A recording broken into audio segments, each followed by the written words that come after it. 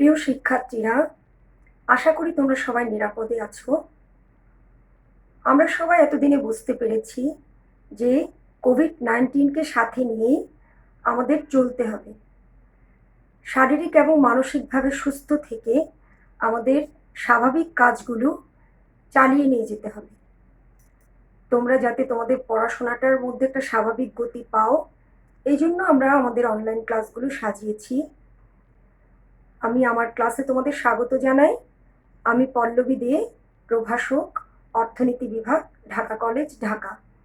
Class নিচ্ছি আজকে honours প্রথম বর্ষের মাইক্রো ইকোনমিক্স কোর্সটির থিওরি অফ প্রোডাকশন চ্যাপ্টারটির উপর। এই চ্যাপ্টারের কিছু প্রাথমিক ধারণা আমি প্রথম ক্লাসে তোমাদের দিয়েছি। আজ যে বিষয়টি পড়াবো সেটি হচ্ছে পরিবর্তনীয় উপকরণ অনুপাত বিধি, ল অফ ভ্যারিয়েবল প্রপোর্শনস। আমরা চলে যাই আমাদের ক্লাসে। পরিবর্তনীয় উপকরণ অনুপাত বিধি, বিধিটি কি? স্বল্পকালে স্থির উপাদানের সাথে পরিবর্তনীয় উপাদানের নিয়োগ বাড়াতে থাকলে স্থির ও পরিবর্তনীয় উপাদানের অনুপাতের পরিবর্তন হয়। এর ফলে উৎপাদন ক্ষেত্রে যে প্রভাব পরিলক্ষিত হয় তাকে পরিবর্তনীয় উপাদান অনুপাত বিধি বলে। আমরা আমাদের প্রথম ক্লাসে বলেছিলাম স্বল্পকালে দুটি উপকরণের অস্তিত্ব থাকে। উৎপাদন ক্ষেত্রে দুটি উপকরণের অস্তিত্ব থাকে, একটি স্থির উপকরণ আর একটি পরিবর্তনীয় উপকরণ। স্বল্পকালের দুটি উপকরণের স্থির উপকরণকে স্থির রেখে পরিবর্তনীয় উপকরণের নিয়োগ বাড়াতে থাকলে দুটো উপকরণের অনুপাতেরও পরিবর্তন হয়। এর ফলে দেখা যায় যে উৎপাদন ক্ষেত্রে একটি প্রভাব পরিলক্ষিত হয়। এই প্রভাবটাকেই মূলত বলা হয় ল অফ ভ্যারিয়েবল প্রপোর্শনস। এই উৎপাদনের এই বিধির ক্ষেত্রে পরিবর্তনীয় উপাদানের নিয়োগ বৃদ্ধির ফলে উৎপাদন ক্ষেত্রে আমরা সাধারণত তিনটি পর্যায় দেখে থাকি। তিনটি পর্যায়ের সৃষ্টি হয়। পর্যায়গুলো কি কি? স্টেজ 1, প্রথম পর্যায়। এক্ষেত্রে সাধারণত এই পর্যায়টাকে ক্রমবর্ধমান উৎপাদন বিধি বলে।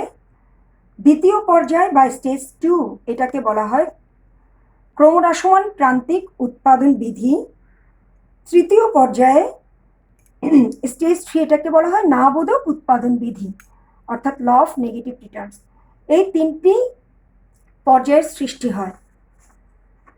একটি উদাহরণ আমরা দিতে পারি।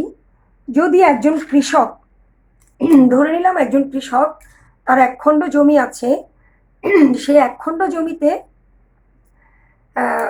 3 জন শ্রমিক নিয়োগ করলেই তার দক্ষ উৎপাদন নিশ্চিত হয়। কিন্তু সেক্ষেত্রে যদি সে উৎপাদন বাড়ানোর জন্য শ্রমিক আরো বেশি পরিমাণে নিয়োগ দিতে থাকে, একজনের পর একজন শ্রমিক নিয়োগ দিতে থাকে, যত শ্রমিক নিয়োগ করছে তার উৎপাদন তত বাড়ছে দেখা যায় প্রথম দিকে।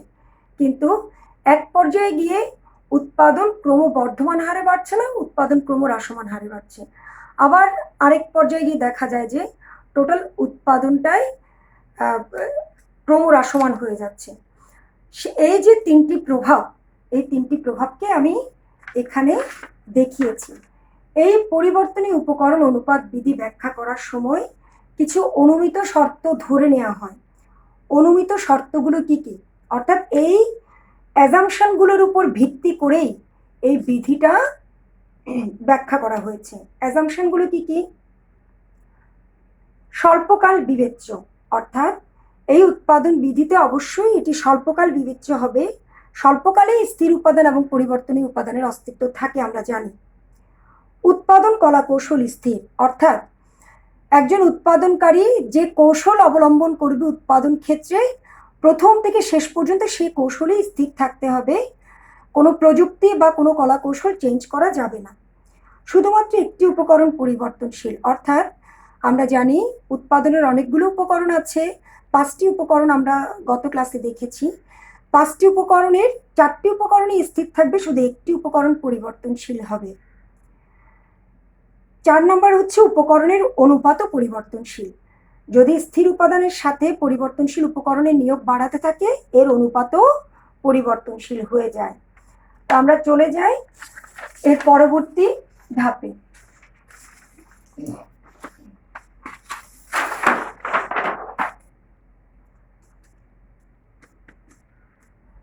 উৎপাদনের প্রথম পর্যায়ে কি দেখা যায় আমরা একটু দেখি।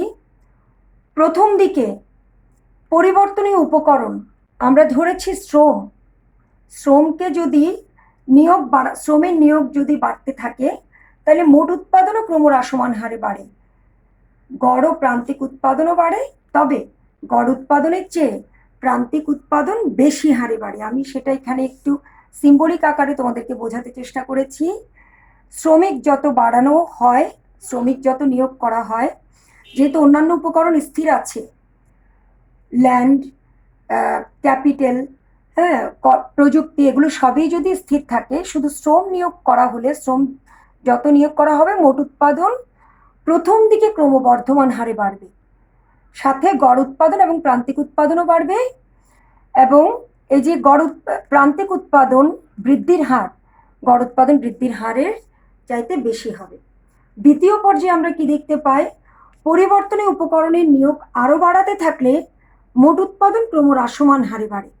অর্থাৎ একটি পর্যায়ের পর যখন শ্রম আরো নিয়োগ করা হবে তখন দেখা যায় যে মোট উৎপাদন ক্রমহ্রাসমান হারে বাড়ে। গড় ও প্রান্তিক উৎপাদনও সেই ক্ষেত্রে কমে যায়, অ্যাভারেজ প্রোডাক্ট এবং মার্জিনাল প্রোডাক্টও কমে যায়, তবে গড় উৎপাদনের চেয়ে প্রান্তিক উৎপাদন বেশি হারে কমে। সিম্বলিক আকারে যেটা দিয়েছি একটু খেয়াল করো, লেবার বাড়লে টোটাল প্রোডাকশনও বাড়ছে, অ্যাভারেজ প্রোডাকশন এবং মার্জিনাল প্রোডাকশন তখন কমে যায়, তবে মার্জিনাল প্রোডাকশন অ্যাভারেজ প্রোডাকশনের চেয়ে বেশি হারে কমে। এই পর্যায়ে শিক্ষার্থীরা তোমরা একটু খেয়াল করবা, দ্বিতীয় পর্যায়ে উৎপাদনকারীর মোট উৎপাদন সর্বোচ্চ হয়। যখন মোট উৎপাদন সর্বোচ্চ হয় তখন প্রান্তিক উৎপাদন শূন্য। আমরা এগুলো একটা টেবল বা একটা চিত্রের মাধ্যমে ব্যাখ্যা করব। আমি তোমাদেরকে বিধিটা একটু ব্যাখ্যা করে যাই। তৃতীয় পর্যায়ে শ্রম যদি এর পরেও আরো নিয়োগ বাড়ানো হয় তখন কি হয়, তখন হচ্ছে এরপরেও পরিবর্তনীয় উপকরণের নিয়োগ যদি আরো বাড়ানো হয় মোট উৎপাদন তখন কমতে থাকে। এই পর্যায়ে গড় উৎপাদন কমে, তবে গড় উৎপাদন ধনাত্মক কিন্তু প্রান্তিক উৎপাদন ঋণাত্মক হয়ে পড়ে। আমি সিম্বলিক আকারে দেখিয়েছি, লেবার বাড়ানো হলে এই পর্যায়ে তৃতীয় পর্যায়ে এসে যদি লেবার আরো বাড়ানো হয়, দ্বিতীয় পর্যায়ে কিন্তু আমাদের প্রান্তিক উৎপাদন শূন্য হয়ে গিয়েছিল, তৃতীয় পর্যায়ে যদি এরপরও লেবার আরো বাড়ানো হয় তাহলে টোটাল প্রোডাকশন কিন্তু কমতে থাকে। টোটাল প্রোডাকশন কমলে অ্যাভারেজ প্রোডাকশনও কমবে, মার্জিনাল প্রোডাকশনও কমবে, তবে অ্যাভারেজ প্রোডাকশন ধনাত্মক থাকবে, মার্জিনাল প্রোডাকশন ঋণাত্মক হয়ে পড়বে। অর্থাৎ আমি যে এই তিনটি পর্যায় দেখালাম, এই তিনটি পর্যায়ের প্রথম পর্যায়ে শ্রম নিয়োগ করা হলে মনে রাখবা যে টোটাল উৎপাদন ক্রমবর্ধমান হারে বাড়ে। দ্বিতীয় পর্যায়ে দেখা যায় ক্রমহ্রাসমান হারে বাড়ে কিন্তু ক্রমহ্রাসমান হারে উৎপাদন বাড়ছে, দ্বিতীয় পর্যায়ে ক্রমহ্রাসমান হারে, প্রথম পর্যায়ে ক্রমবর্ধমান হারে, আর তৃতীয় পর্যায়ে এসে মোট উৎপাদন কমতে থাকে, তখন মোট উৎপাদন আর বাড়ে না, কমতে থাকে। আমরা পরবর্তীতে একটু চলে যাই, একটি টেবল এবং একটি চিত্রের সাহায্যে ব্যাখ্যা করব। এখানে একটি ছকের সাহায্যে উৎপাদনের বিভিন্ন পর্যায় ব্যাখ্যা করা হলো। আমরা দেখছি ছকটা, তোমরা একটু খেয়াল করো।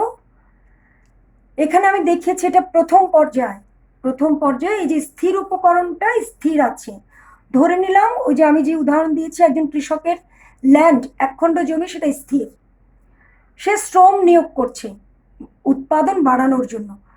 ধরে নিলাম উনি গম উৎপাদন করবে, গম উৎপাদন বাড়ানোর জন্য শ্রম নিয়োগ করছে, তার ল্যান্ড স্থির। এক একক শ্রম নিয়োগ করা হলে এই যে স্থির উপকরণ এবং পরিবর্তনীয় উপকরণের অনুপাতও সেই অনুপাতে বাড়বে। এখানে অনুপাত দেখানো হলো। প্রথম পর্যায়ে দেখছি মোট উৎপাদন 10 একক, শ্রম আরো বাড়ানো হলে মোট উৎপাদন আরো বাড়ছে, আরো বাড়ানো হলে মোট উৎপাদন আরো বাড়ছে। প্রথম পর্যায়ে উৎপাদন কিভাবে বাড়ছে আমরা একটু খেয়াল করি, ক্রমবর্ধমান হারে বাড়ছে। হ্যাঁ, 10 থেকে 36, 36 থেকে 75, অর্থাৎ মোট উৎপাদনটা ক্রমবর্ধমান হারে বাড়ছে। কিন্তু প্রান্তিক উৎপাদন কি হচ্ছে?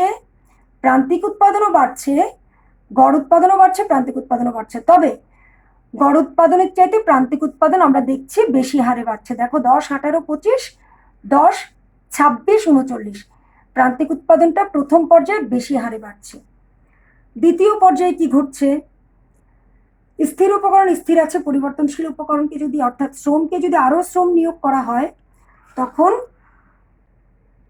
মোট উৎপাদন আরো বাড়বে। মোট উৎপাদন আরো বেড়ে গেলে কি হারে বাড়ছে আমরা একটু দেখি।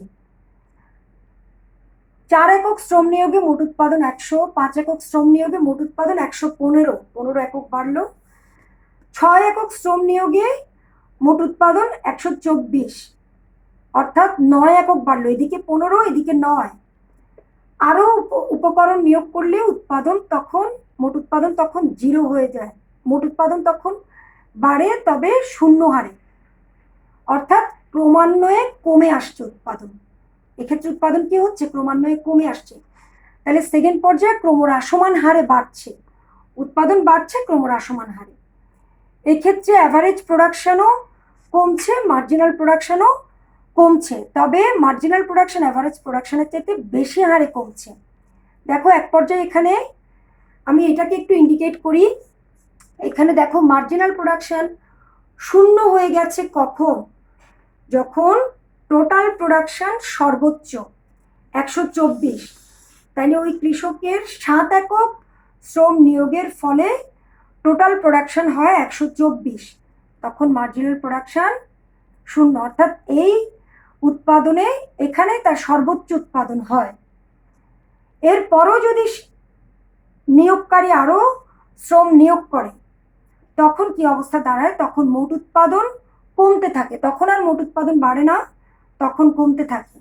গড় উৎপাদনও কমে, তবে গড় উৎপাদন ধনাত্মক থাকে, প্রান্তিক উৎপাদন ঋণাত্মক হয়ে পড়ে। এটিকে আমরা স্টেজ 3 বলছি। এই ছকটি যদি আমি চিত্রের সাহায্যে ব্যাখ্যা করি, একটু তোমরা লক্ষ্য করো চিত্রে কি দেয়া আছে। ভূমি অক্ষে শ্রম নির্দেশ করছি, পরিবর্তনীয় উপকরণ, লম্ব অক্ষে প্রোডাকশন দেখাচ্ছি, total production, average production, marginal production. প্রোডাকশনকে আমি লম্ব অক্ষে দেখাচ্ছি। এখানে এটি টোটাল প্রোডাকশন কার্ভ, এটি অ্যাভারেজ প্রোডাকশন কার্ভ, এটি মার্জিনাল প্রোডাকশন কার্ভ। দেখতে পাচ্ছি আমরা স্টেজ 1। ছাত্ররা তোমরা একটু খেয়াল করো, স্টেজ 1-এ 0 একক থেকে শ্রম নিয়োগ করে L0 পর্যন্ত আসছি, মোট উৎপাদন বাড়ছে ক্রমবর্ধমান হারে। L0 থেকে শ্রম নিয়োগ যদি আরো করা হয় L1 পর্যন্ত গিয়ে দেখা যাচ্ছে এটিও বাড়ছে, কিন্তু ক্রমহ্রাসমান হারে। মোট উৎপাদন এক্ষেত্রে ক্রমহ্রাসমান হারে। এরপরে যদি আরো শ্রম নিয়োগ করা হয়, তাহলে মোট উৎপাদন কমছে। এই যে এখানে মোট উৎপাদন কমছে। কোন পর্যায়ে এসে মোট উৎপাদন সর্বোচ্চ হচ্ছে? L1 পর্যায়ে মোট উৎপাদন সর্বোচ্চ, অর্থাৎ দ্বিতীয় পর্যায়ের শেষের দিকে মোট উৎপাদন সর্বোচ্চ, যেখানে প্রান্তিক উৎপাদন শূন্য। তোমরা লক্ষ্য করো প্রথম পর্যায়ে অ্যাভারেজ প্রোডাকশন, মার্জিনাল প্রোডাকশন দুটোই বাড়ছে, তবে মার্জিনাল প্রোডাকশন বেশি হারে বাড়ছে। দ্বিতীয় পর্যায়ে অ্যাভারেজ প্রোডাকশন, মার্জিনাল প্রোডাকশন দুটোই কমছে, তবে মার্জিনাল প্রোডাকশন বেশি হারে কমছে। তৃতীয় পর্যায়ে এসে যদি আরো শ্রম নিয়োগ করা হয়, তখন টোটাল প্রোডাকশন যেহেতু কমে যাচ্ছে, অ্যাভারেজ প্রোডাকশনও কমছে, তবে ধনাত্মক, মার্জিনাল প্রোডাকশন ঋণাত্মক। এখানে প্রশ্ন আসতে পারে ছাত্ররা, তাইলে ওই উৎপাদনকারীর জন্য কাম্য পর্যায় কোনটি? এই উৎপাদনকারীর জন্য কাম্য পর্যায় কোনটি? আমরা প্রশ্নের উত্তরটা কিভাবে দিতে পারি? ধরে নিলাম প্রথম পর্যায়। প্রথম পর্যায়ে কি দেখতে পাচ্ছি? প্রথম পর্যায়ে উৎপাদনকারী শ্রম নিয়োগ করাকে লাভজনক মনে করবে, কারণ যত শ্রম নিয়োগ করছে মোট উৎপাদন ততই বাড়ছে, ক্রমবর্ধমান হারে বাড়ছে। অর্থাৎ এখানে শ্রম নিয়োগ বন্ধ করবে না, শ্রম নিয়োগ করতেই থাকবে, কারণ এই পর্যায়টা তার জন্য লাভজনক পর্যায়। তৃতীয় পর্যায়টা একটু লক্ষ্য করি। উৎপাদনকারী যদি শ্রম নিয়োগ করে তৃতীয় পর্যায়ে, মোট উৎপাদন ক্রমহ্রাসমান হয়, প্রান্তিক উৎপাদন ঋণাত্মক হয়ে পড়ে। এই পর্যায়টা তার জন্য অলাভজনক এবং ঝুঁকিপূর্ণ। এই পর্যায়ে সে উৎপাদনকারী উপকরণ নিয়োগ করবে না, অর্থাৎ শ্রম নিয়োগ করবে না। শ্রম নিয়োগ করলে এই পর্যায়টা তার জন্য ঝুঁকিপূর্ণ হবে এবং অলাভজনক হবে। তাহলে দ্বিতীয় পর্যায়টা একটু লক্ষ্য করি। দ্বিতীয় পর্যায়ে সে প্রথম পর্যায়ে যেহেতু সে শ্রম নিয়োগ করতেই থাকবে, কারণ তার মোট উৎপাদন বাড়ছে, শ্রম নিয়োগ করতেই থাকবে, আরো শ্রম নিয়োগ করা হলে তার দ্বিতীয় পর্যায়ে সে পৌঁছাবে। দ্বিতীয় পর্যায়ে এসে দেখা যাচ্ছে যে যত শ্রম নিয়োগ করছে মোট উৎপাদন ক্রমহ্রাসমান হারে বাড়ছে, অর্থাৎ দ্বিতীয় পর্যায়ের পরে তার আর শ্রম নিয়োগ করা যুক্তিযুক্ত হবে না। দ্বিতীয় পর্যায়টা তার জন্য যুক্তিযুক্ত পর্যায়। তাহলে দ্বিতীয় পর্যায়ে কোন পর্যায়টা তার জন্য কাম্য? দ্বিতীয় পর্যায়ে আমরা দেখতে পাচ্ছি যতক্ষণ পর্যন্ত মোট উৎপাদন সর্বোচ্চ হবে না ততক্ষণ পর্যন্তই সে শ্রম নিয়োগ করবে। যখন মোট উৎপাদন সর্বোচ্চ, অর্থাৎ প্রান্তিক উৎপাদন যখন শূন্য হয়ে পড়বে, তখনই সে শ্রম নিয়োগ তার বন্ধ করা উচিত। অর্থাৎ এটি তার কাম্য পর্যায়, এটি তার যুক্তিযুক্ত পর্যায়ে। একজন রেশনাল উৎপাদনকারী, অর্থাৎ একজন যুক্তিশীল উৎপাদনকারী এই পর্যায়টাই তার উৎপাদনের জন্য বেছে নেবে। এভাবে আমরা ব্যাখ্যা করব। প্রশ্ন যদি আসে উৎপাদন ক্ষেত্রে কাম্য পর্যায় কোনটি, প্রথমে প্রথম পর্যায়টা ব্যাখ্যা করবা, তারপর তৃতীয় পর্যায়টা ব্যাখ্যা করবা। এর পরবর্তীতে তুমি বলবা যে প্রথম পর্যায়ে যেহেতু শ্রম নিয়োগ করলে তার জন্য লাভজনক হবে, উৎপাদনকারী আরো উৎসাহিত হবে, দ্বিতীয় পর্যায় পর্যন্ত উৎপাদন করবে। দ্বিতীয় পর্যায়ে উৎপাদন করতে গেলে সে যখন দেখবে উৎপাদন ক্রমহ্রাসমান হারে বাড়ছে, তখন একটা নির্দিষ্ট পর্যায় পর্যন্ত সে উৎপাদন করবে, এরপরে তার জন্য উৎপাদন করা যুক্তিযুক্ত হবে না। অর্থাৎ এই পর্যায়টাই প্রান্তিক উৎপাদন যখন শূন্য, মোট উৎপাদন তখন সর্বোচ্চ। এই পর্যায়ের এই লেভেল পর্যন্ত সে উৎপাদন করা তার জন্য যুক্তিযুক্ত, অর্থাৎ এটি তার অপটিমাম স্টেজ, অর্থাৎ কাম্য পর্যায়। এখান থেকে আরো একটি প্রশ্ন তোমাদের আসতে পারে। বলা হতে পারে যে total production, average production, marginal production, এগুলোর সম্পর্ক ব্যাখ্যা করো। আমরা কি এখান থেকে ব্যাখ্যা করতে পারবো না? অবশ্যই পারবো। টোটাল আমরা দেখছি শ্রম নিয়োগ যদি বাড়ানো হয়, টোটাল প্রোডাকশন যখন বাড়ে, অ্যাভারেজ প্রোডাকশনও বাড়ে, মার্জিনাল প্রোডাকশনও বাড়ে। আরো শ্রম নিয়োগ করা হলে অ্যাভারেজ প্রোডাকশন ক্রমহ্রাসমান হারে বাড়ে, মার্জিনাল প্রোডাকশনও তখন কমতে থাকে, অ্যাভারেজ প্রোডাকশনও কমতে থাকে।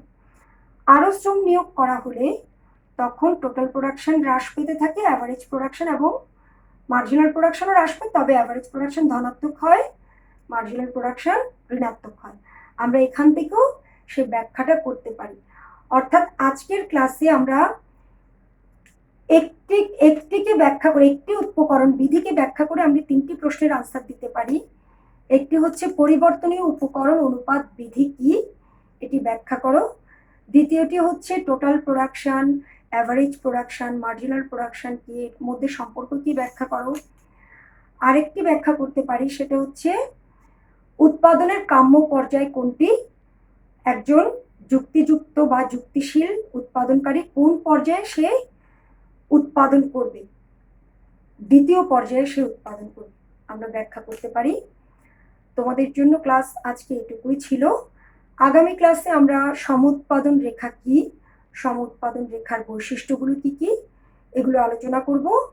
সে পর্যন্ত তোমরা ভালো থেকো, অবশ্যই সাবধানে থাকবা। তোমার নিজের সাবধানতা তোমাকে সুস্থ রাখতে পারে। ভালো থেকো সবাই।